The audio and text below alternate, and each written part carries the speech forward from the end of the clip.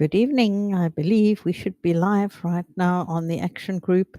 I hope that we will get a few people joining us because there's some very important things to discuss tonight.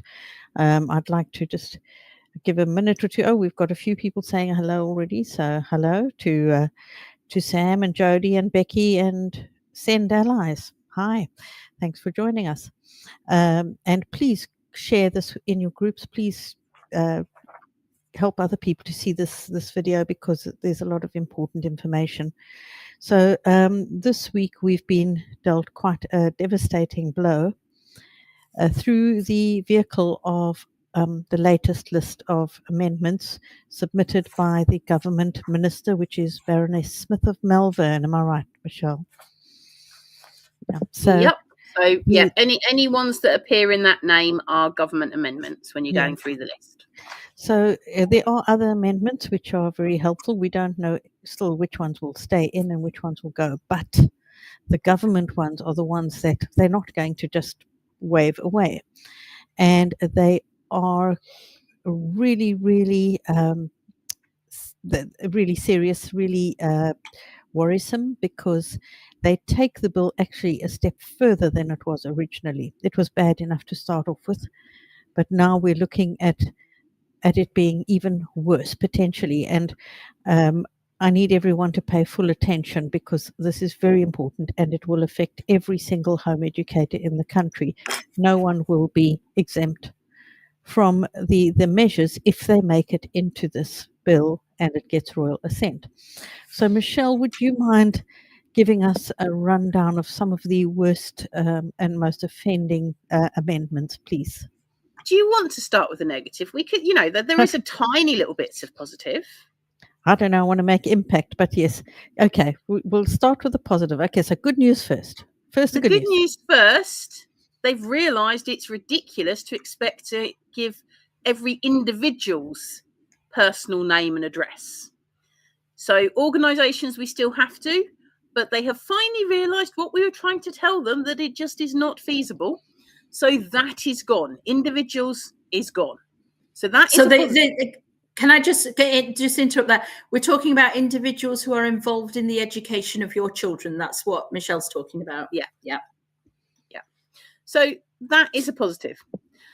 The big, big, big negative is what they're calling a pilot scheme, but it's up to 30% of the local authorities. So the pilot scheme will very quickly become something more than that.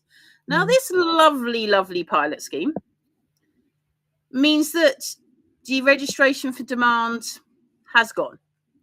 So if you're in an LA that gets put on this lovely pilot scheme, which, as I said, it can be up to 30% of them, then your LA will have to ensure that before your child's name can be removed from the register, the parent must attend and participate in a meeting with the local authority. The intention is the child is also present in this meeting, and the local authority must ensure in this meeting to explain to you about home ed. We know how many local authorities get that wrong. They must ensure you, so it's not sounding very friendly, this meeting, that you understand your duties under Section 7 of the Education Act. There is a little positive. They're supposed to, if it's reasonable, advise you about how you might be able to access exams. But again, it's on their terms if it's reasonable for them to do that. And actually, that's nothing that amazing, because we can get that same information from our home ed groups on Facebook and so on, can't we? Absolutely. Yeah. Absolutely. And then, doesn't mean you're deregistered yet. The proprietor of the school can only take you off once they receive confirmation from the local authority that you attended and participated in the meeting. Now, at the moment, and this is something I am going to personally write to some peers about, I can't see a time frame on how long it has to take for the local authority to communicate that you have participated in this meeting. I may have missed it because obviously these only came out Wednesday, but I haven't seen a time frame on there. My experience with local authorities, you get to, well, I did some FOIs on special school deregistration the other year. Some local authorities can turn it around in one day. Some local authorities takes 18 months. So I want a time frame on there. I don't want it to exist in the first place, but if it's going to be in there, I want us not to be held in limbo. Because obviously, until your child's name is off that register, you are potentially at risk of fines under the normal school truancy rules. And the problem also, Michelle, is that yes, they're saying it's a pilot scheme, but we already see how other local authorities pick up on these things and start doing things before they're required to legally. They're already doing it. They're going to say, well, it's in the pilot scheme, it's coming anyway, so this is what we're doing. They're going to start doing that, and it'll become the norm, and it'll just quietly sneak into everything. You know, they'll blur the lines eventually, where it's no longer a pilot scheme, it's just crept in and been accepted by a lot of home educators, which will then mean that we can't resist it any longer. Yeah, well, the other bit is just the normal bit of getting information, because at the moment, we know certain LAs don't follow the rules, but the rules are the rules. So, if I say this is what your local authority should do, that's the case. Whereas when this comes in, you might be in local authority A, your child could be attending a group with parents from local authority B, local authority C, and local authority D. And potentially some of them will be in the pilot, but because you're all together, you're going to expect that your local authorities are behaving the same way. So you can easily then, if you're one of those local authorities in the pilot, convince people this is how everyone should do it. And then you've got two more local authorities on the pilot by default, not because they're actually on the pilot, just because we don't home ed in silo. We do cross these boundaries. Some people even do this thing called world schooling. And things like this, they haven't considered. Another really, really big one for people to note, and I'm sorry, I did call it right at the beginning, and everyone told me I was a nutter and scaremongering. They've moved the point where the LAs can request home visits. Yes, so now they have. that is before we get to a preliminary notice. It's not school attendance order bit now. It's now before we get to preliminary notice. And it's also that bit, we're not giving them, well, in fact, it says in the policy summary, we're not giving the LAs the power to force entry into your home. They're getting the power to request entry to your home, which if you refuse, they must factor that into the decision about suitability of your child's education. Now, I'm not quite sure how whether I open the door and let you in or don't says whether my child's education is fantastic or not, because I might let you in and not not facilitate any education to my child. But equally, I may not let you in, and my child could have a really, really eclectic, high quality education that's suitable to them. So not quite sure why they've added that in. But Michelle, it doesn't even. It's even there's even a suggestion of it being before preliminary notice. So it's before the end of the period of So before the end of the period of 15 days. Yeah. That the local authority must consider where the child lives and may request the child's parents to allow. So even that has snuck in. Oh yeah, it's the 15 days of the registration. Oh yeah, I forgot about that bit. Yeah, the 15 days of the registration. Yeah. That's in clause 32. So I don't think it's not still part of the pilot, is it? If it's clause 32, so pilot scheme fall under clause 31. I think so. So yeah, because the big changes are clause 31, 32, and 33. Yeah. And the thing is that we have had a lot of people here on the action group. We are the only group at the moment that is actually actively trying to do action against this bill. We have not had all the support of the home educating community. We've had groups actively saying that we are scaremongering, that we are making a big deal out of it, but actually, obviously, we were quite right to be concerned. And it's really, really important that everyone, if you are angry about this, we need you to start becoming active in protesting, because this is our last chance, really. to confront these issues and to actually get our voices heard. So we're going to talk shortly about the protest, so stay tuned for that. But just going back to these amendments, Michelle, is there anything else that we need to be aware of? Yes, there is another one, and this is I've actually spoken to quite a few families who are really, really upset about this change. So the child protection plan bit, it's now not just if it's a current child protection plan. You will require consent if there's been a child protection plan at any point in the last 5 years, even if there are no current safeguarding involvement and the situation has improved. It's that 5 years bit. Now, 5 years is a very, very long time, but also misunderstands why people go on child protection plans.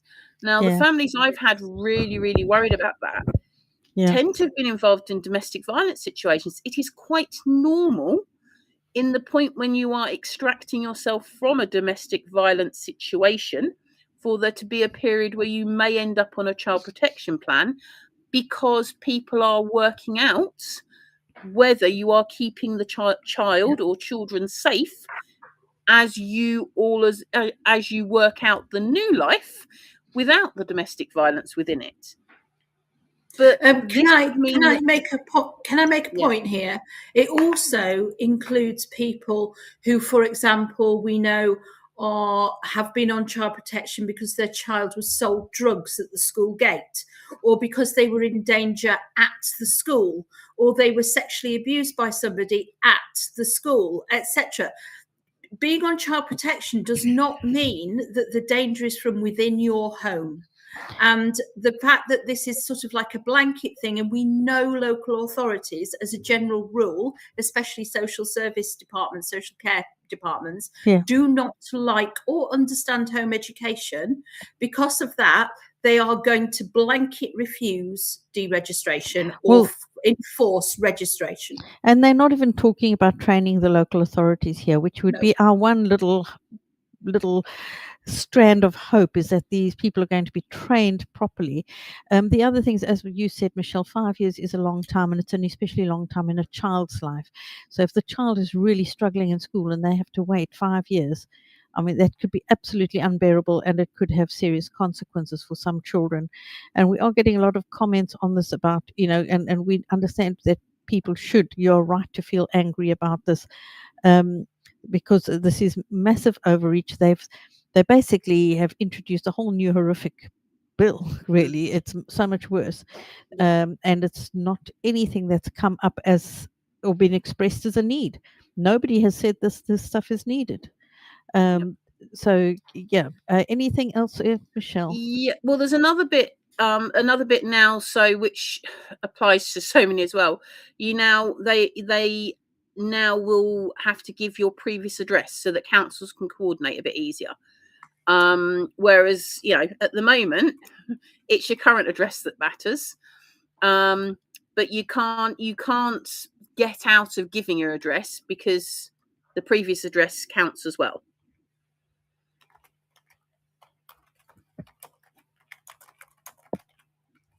Another positive, they have made the regulations going to need a bit more scrutiny.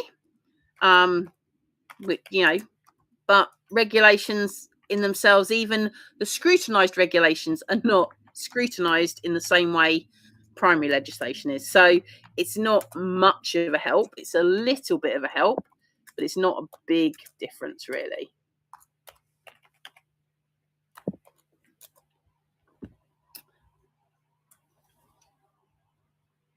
Yeah. And it further strengthens. Oh.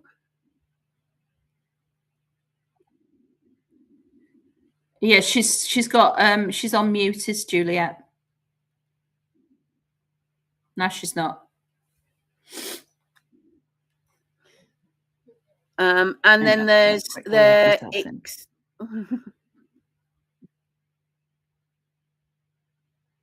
Okay, and then just covering the write-up from Fiona Nicholson, who got this out in lightning speed, didn't she? Yeah, it was excellent too. Really good summary. So that's definitely worth a read when it comes out and when we put out the Substack on Monday. Yeah. Have we got Juliet back yet? She's kind of there, but not. Okay, not to worry. And but are you there, Juliet? Oh dear. Okay. Michelle, do you want to talk about tomorrow?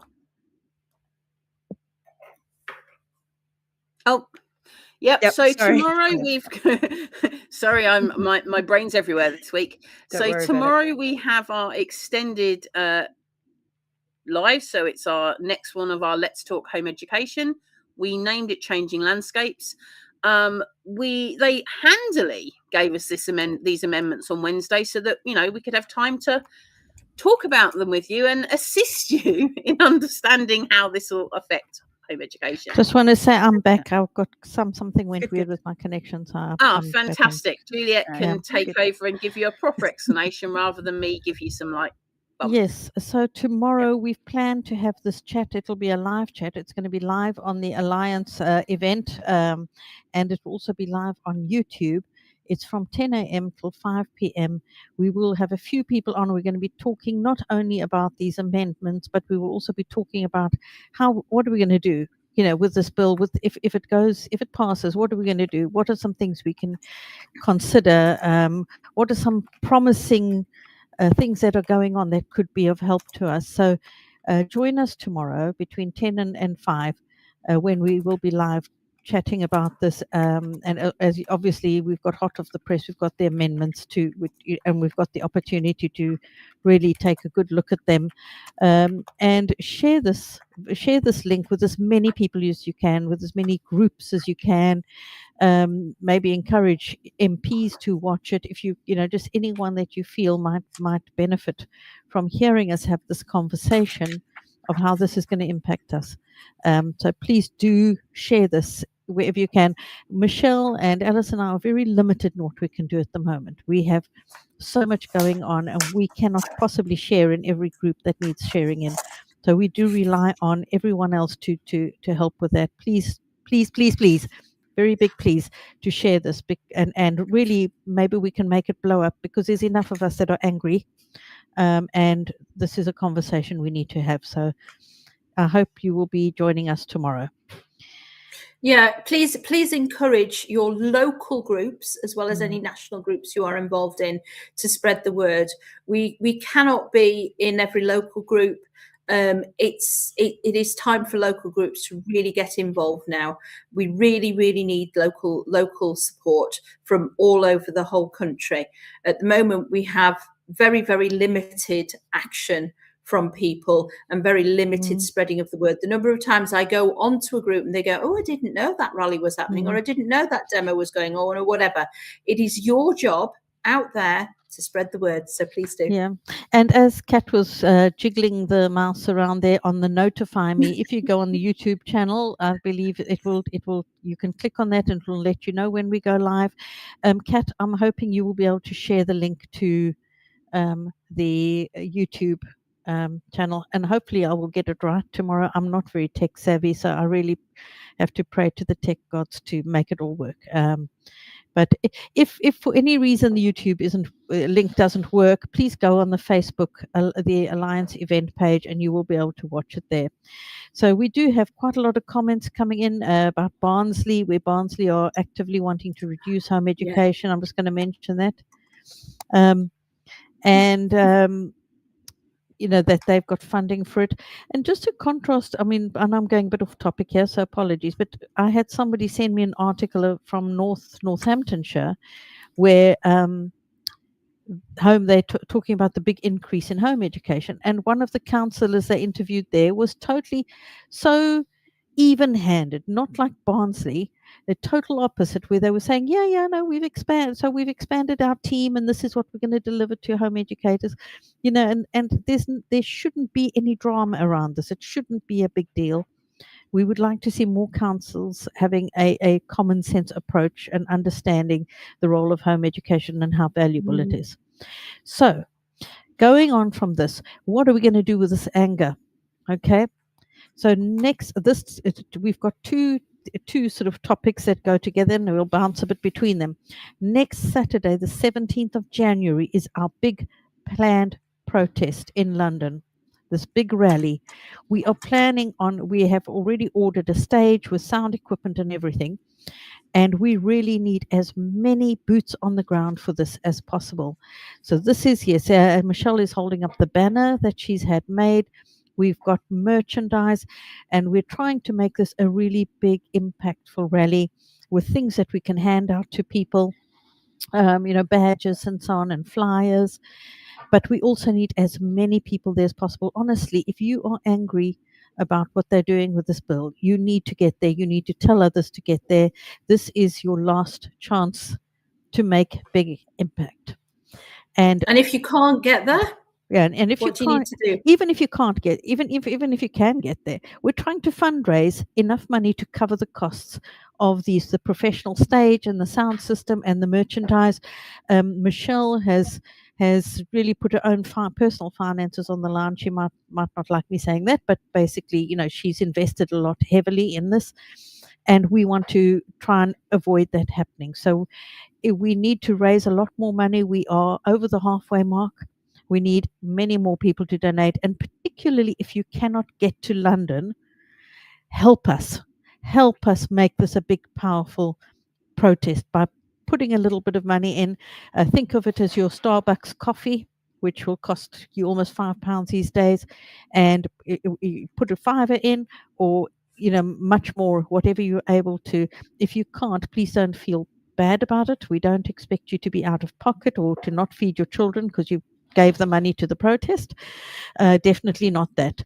But if you can, and if you're able, please contribute to this so that we can really make a difference with this protest. Our earlier protests, we really have struggled to get the numbers that we need. We need to make the news headlines. We need to be like the farmers. We need to be like all these other groups that go and protest and get the press and showing on the news and so on. We need that. And we can only do it with lots of people. This is an opportunity to teach your children about politics and action, about truly having their voices heard. They can design their own banners. You can explain to them a bit about political processes. But honestly, and I know many, many people say, oh, what's the point? They're not listening to us anyway. They may not be listening, but other people are. And also, we continue, this is about freedom. It's about our freedom of choice. It's not just about home education. It's about how we choose where our children are educated. It's about school fines and parental authority. It's about teachers being free to be able to teach the way that they feel is right for the children that are with them. It's about all the attendance issues when children are poorly. It's about SEND. It's about so many other things. And quite honestly, I think most parents at the moment are, as we would say in the old days, up to here. We've had it. And this is a way for you to get that out, be part of that spirit of coming together to stand up for your rights and for your freedoms. We will have a great day. Make no mistake, we will have a lot of fun. Come warmly dressed, prepare. Make sure you've got a plan of how you're going to get there. Make sure you've got a backup plan in case there's transport issues, train issues. Really sort of don't let anything keep you away from this very, very important event that I really hope will be historic, that it will go down in the home education history books and in the rights of children and parents, in those history books of how we fought for our freedom. It's not to be taken lightly. We are about to lose so much, and we cannot give way now. Can I just say thank you very much to those people who have offered me beds for the night. I'm having to drive this electric car that only goes 40 miles on a charge down all the way 250 plus miles to London. It's going to take me 3 days, and I am eternally grateful to those people who have offered me succor on the way down. And in particular, Anne, who is putting up with me for 3 days when I get to central London.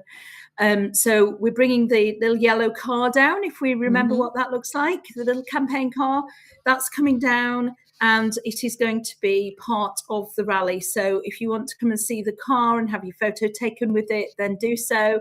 I will be posting where I am as I travel down through the country.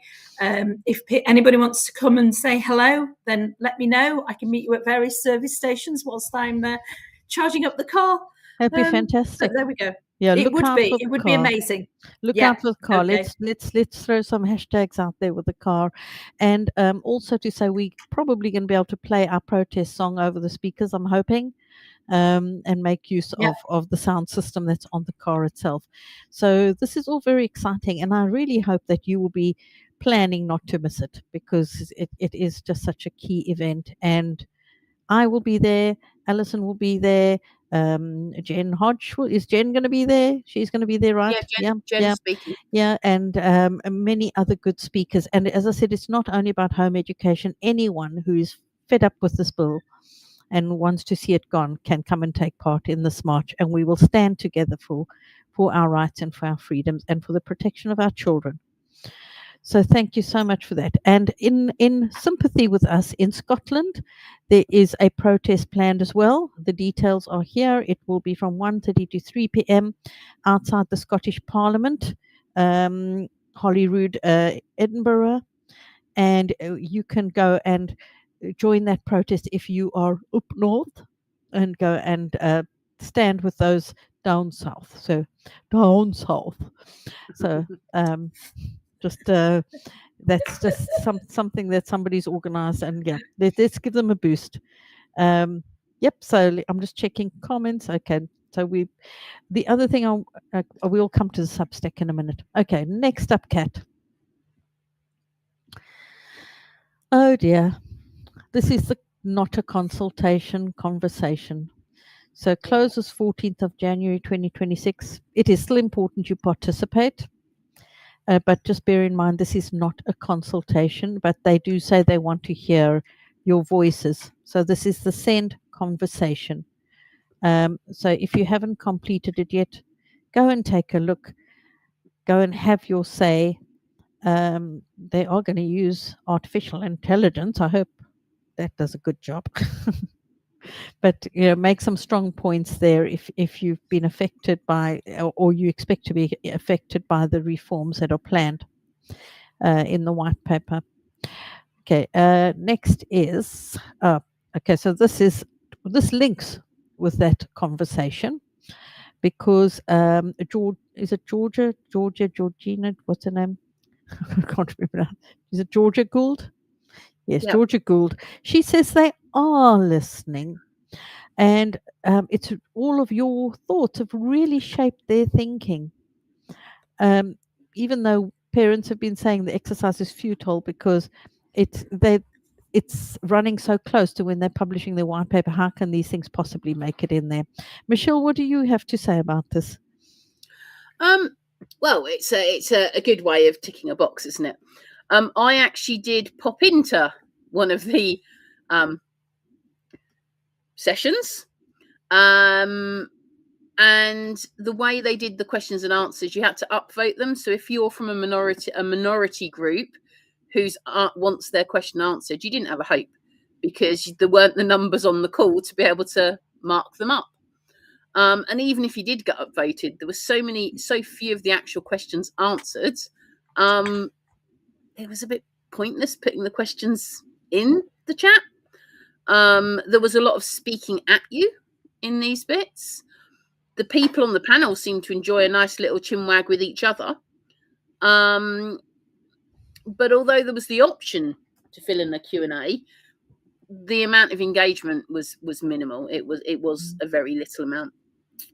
I'm led to believe the in-person ones, because I had a few friends who went to some of the in-person ones, were a lot better than the online ones. There were lots of notes taken, but certain things that anyone who spent less than 2 minutes on a Send forum would be aware of appeared to be news to the people who were running the sessions, which obviously is quite concerning. Particularly, I think I can't remember if it was the first or second session where it was the first time a minister had ever heard the term in-betweener.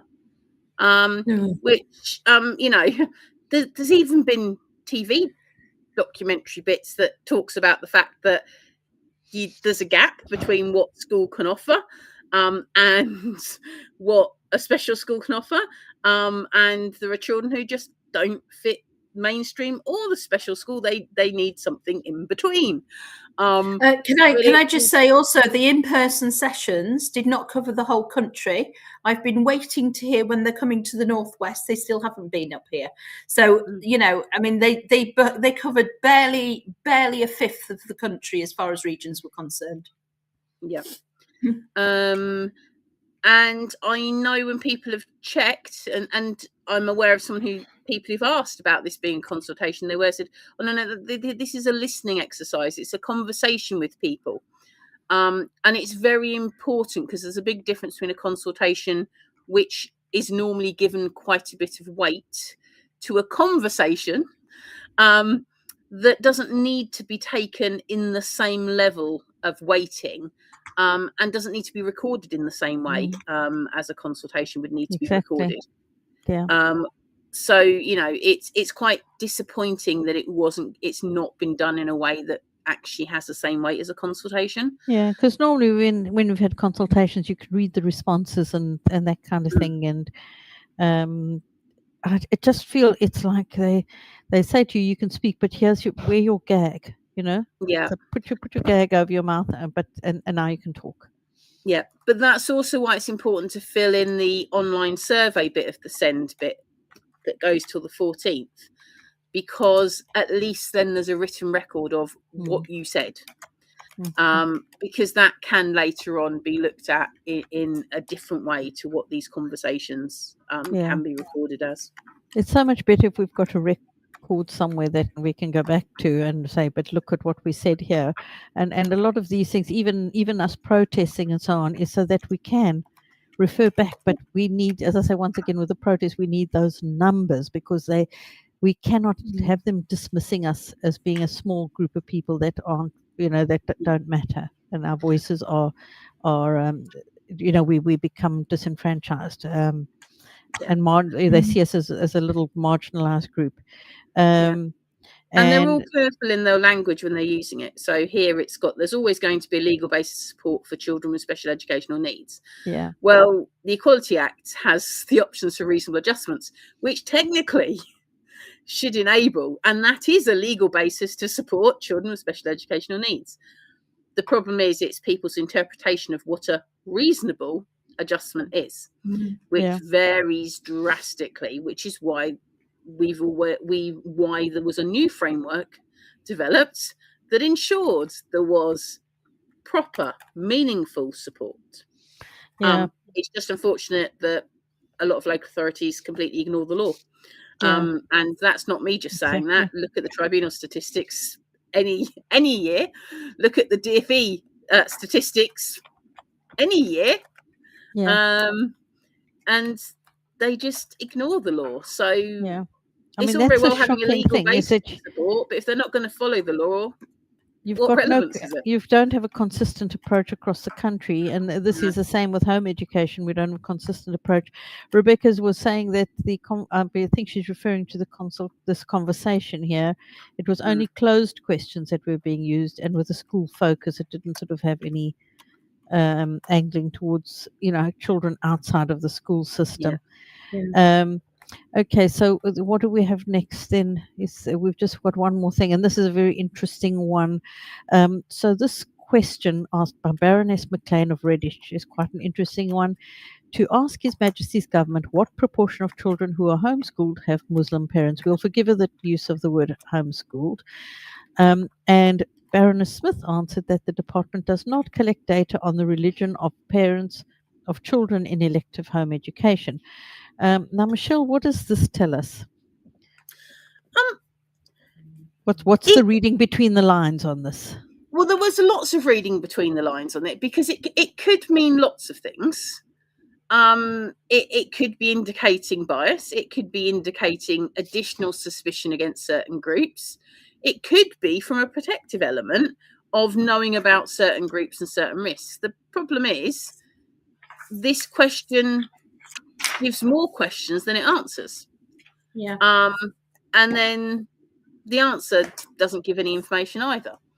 And I've lost it because I did actually write to the Baroness to ask her what her question was about.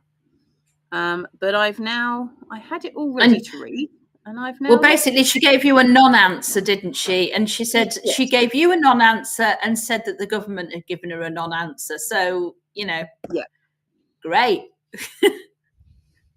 Let's all waste our breath. Have you found it yet, Michelle? No. Mm-hmm. Yeah, it's just that. She said something about not that they didn't have the data.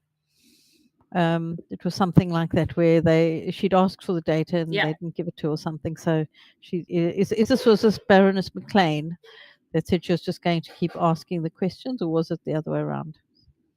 Yeah, no, she's going to keep because her job obviously is to scrutinise as a peer. But it's also that she doesn't want to jump to conclusions, so she wants to gather information to form a view rather than just start from a point of view. Which is good. The problem is it's like not understanding the context of why you need to form a view on it. Makes it quite tricky. Just very interesting is that one of the questions that's popped up, and we may have the answer to this. Rebecca's asked, do any of you have an idea when the next data set for home educated numbers in the UK per LA will be released? Kat, is that relevant? But it's imminent, isn't it? Yeah, yes, it's imminent. 15th of January, is that one? 15th of January, 9:30 a.m. to be precise. Oddly specific. But anyway, there you have it. Okay. So so there's your answer on that one. So Tony's mentioned something about traveling communities, and they have their specific cultural things, and nobody's ever really questioned their cultural beliefs. That doesn't get challenged in the way in which we tend to get challenged. It does get challenged. Have a quick Google of Hansard. It's regularly challenged. Yeah.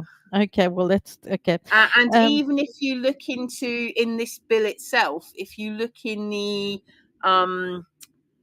human rights part of it, the human rights memorandum, they have a bit stating how the bill is going to disproportionately affect those communities. Okay. And it also says in the most recent policy bit about how the new bits to the bill will have a bigger impact, a bigger burden on those communities, because obviously they don't have just one local authority. Yeah. So I want to just, there was something that occurred to me regarding these amendments, is that once again, we see there's nothing built in that protects us. So normally a good legislation should build in protection for all parties. Once again, we see there's no option. Like so if you've got a local authority that is behaving badly, what protection do you have if it's petty that they are not allowing you to deregister and all of that? So we've got a real problem on our hands if this passes, if these amendments pass, and we need to be pushing for protective measures as well against all parties. Excuse me. So the last thing I want to mention, and now I've just got a little scratchy throat now. Can somebody talk about the Substack so I can clear my throat and why we have the Substack? I'll do it. Okay, so we have our Substack, which is from the Elective Home Education Alliance. We are a group of people who come together to talk about home education, how we can improve things. We've had the Substack for some months now. It is the one-stop shop for everything that is currently happening. It's like a news channel, if you will. We have our videos like this one that go out on it every week, along with relevant links underneath it. It is an extremely useful thing. You can sign up to it. There's no cost involved. There's no kind of cost implicating subscription. It's just really a form of blog. And you just sign up to it and it will get delivered to your inbox every week. Very, very useful if you've not kept track of the links. So all the links of everything that we've shared will be in that Substack and more, thanks to the hard work of Kat behind the scenes going and finding all these bits of information and keeping us in, making sure we know what's going on. But honestly, we would really like to see more people signed up to that Substack, because it will make, if you miss this live or you miss bits of information on the Facebook group, if Facebook doesn't notify you, you will get it all in your inbox on a Monday morning. Am I right, Kat? Monday morning. So please go and subscribe to the Substack. Hopefully all the links will pop up under this video so that you can go and find everything you need. Yeah, so this is truly a scary situation that we're facing. My last words is just, try and get to that protest or make other people aware of it. Try and take a group of friends. Let's really show up in our full numbers, because that would be absolutely amazing and make it all worthwhile. So please, whatever your plans are for next Saturday, you need to change them and plan to be in London on the 17th of January. No, you don't change yours. Don't you dare. If you don't already have plans to be in London protesting, I'm not talking about going to Harrods. If you don't have plans to be in London protesting, please change those plans so that you are in London protesting with all of us. We would love to see you there, and let's really make our voices heard once and for all. Yeah. So that's a wrap for us. Have a good evening and a good weekend. Try and join us tomorrow for this live broadcast that we're doing. And of course, all of these things can be caught up afterwards if you miss them. Take care, everybody. Bye-bye. Bye-bye now.